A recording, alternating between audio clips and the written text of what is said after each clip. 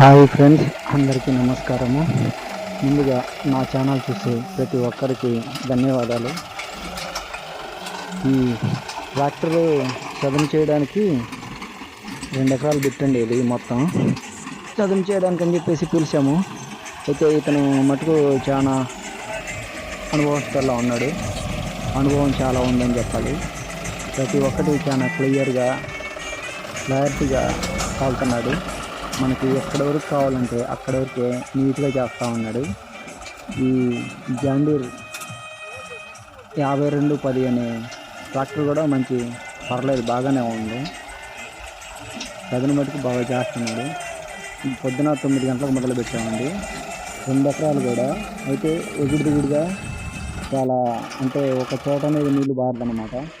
ఈ 2 ఎకరాల్లో కూడా ఇది కనపడే ఈ 2 ఎకరాలు కూడా మొత్తం అంతా 4 కాలువలు పడతాయి. ఈ 2 ఎకరాలకు కానీ అలాంటిది వచ్చి ఒక కాలువ పడేటట్టు చాలా నీట్గా క్లియర్గా క్లారిటీగా చేశాడు. ఇప్పుడు అంతా గట్లు అనమాట. గట్టులన్నీ సరి చేస్తున్నాడు. చూడండి, ఇతండి నడిగడ్డ దగ్గర లేదండి, నడిగడ్డ ఈ బండి అతంది.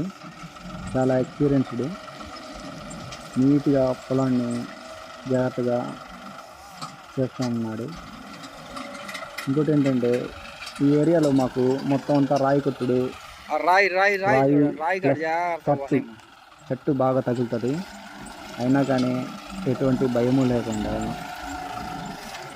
జాగ్రత్తగా చేస్తూ ఉన్నాడు.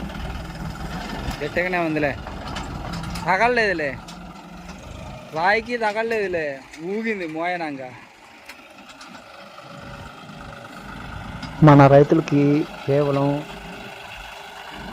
పొలం చదునుగా ఉంటే, ఒకవైపు నుంచి కరెక్ట్గా నీళ్లు పారుతూ ఉంటే, ఎక్కువగా రిస్క్ లేకుండా నీళ్ళు కట్టుకోవడానికి బాగుంటుంది.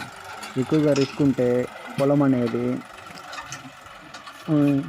పొలం పని చేయడానికి చాలా చీదరగా ఉంటుంది అన్నమాట. అంటే చేసేవాళ్ళు ఎంత రిస్క్ అయినా చేస్తూ ఉంటారు అనుకోండి.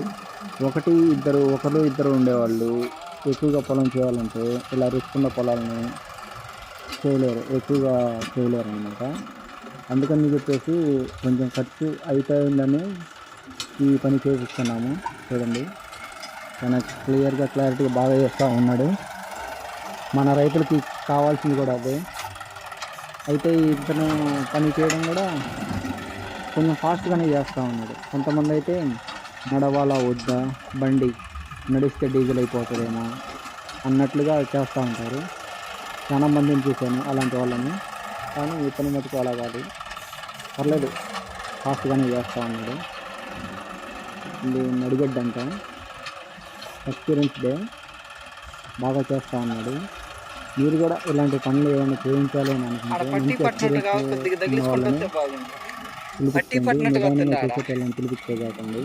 మన రైతులకి నష్టం చేకూరుతుంది అలాంటి వాళ్ళ వల్ల.